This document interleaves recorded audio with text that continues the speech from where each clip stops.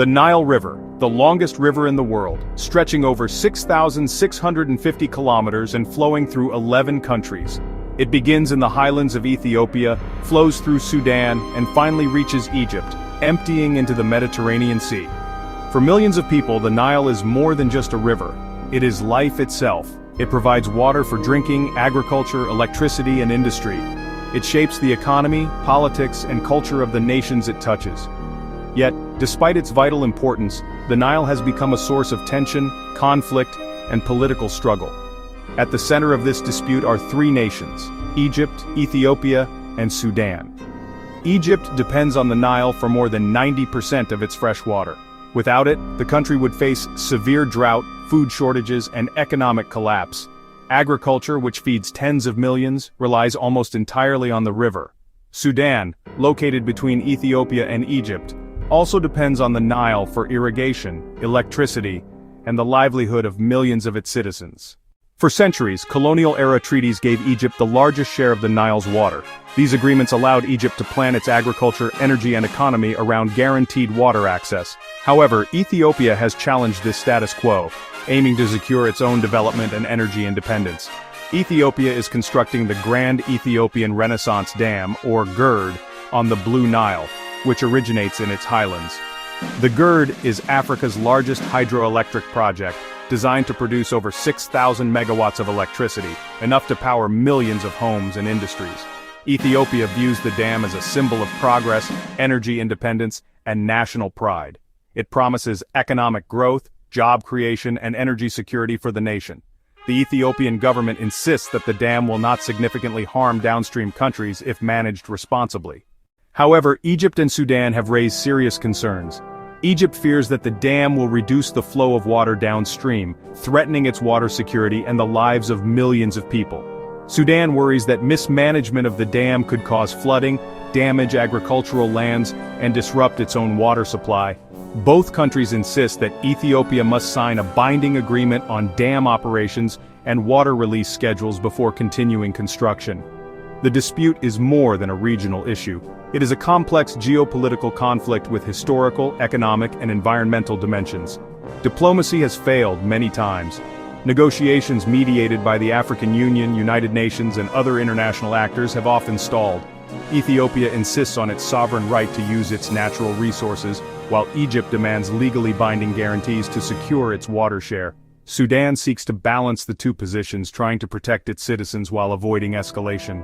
Climate change has added urgency to the conflict. Rainfall patterns are changing, droughts are becoming more frequent, and the Nile's flow is becoming less predictable.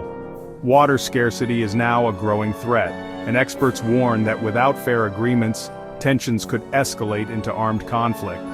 Water experts emphasize that the Nile is not just a resource, it is a lifeline. Any unilateral action could have devastating consequences for millions of people downstream. The Nile has shaped civilizations for thousands of years. Ancient Egypt depended on its annual floods to fertilize fields and sustain life. Sudan's kingdoms thrived along its banks. Today, the river continues to sustain millions of people, but the stakes are higher. A dam in Ethiopia, a treaty in Egypt, or a flood in Sudan can affect millions of lives across borders. Understanding history, geography, and the needs of each country is key to finding a sustainable solution.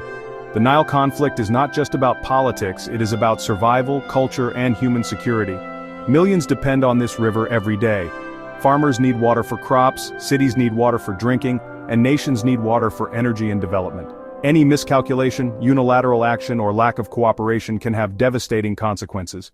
International law, environmental studies, and diplomacy all provide guidance, but ultimately, it is the political will of Egypt, Ethiopia, and Sudan that will determine the outcome.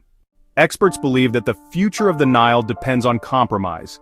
Sharing water equitably, investing in joint infrastructure, and respecting each nation's rights can turn potential conflict into cooperation. The Nile could become a source of regional unity rather than a source of tension. But this requires trust, transparency, and long-term planning. The African Union has attempted to facilitate dialogue, but progress has been slow. Mediation must consider historical grievances, economic needs, and the environmental impact of every decision. The human element of the Nile cannot be ignored. Millions of farmers, fishermen, and city residents rely on the river daily. Any disruption affects food security, livelihoods, and regional stability.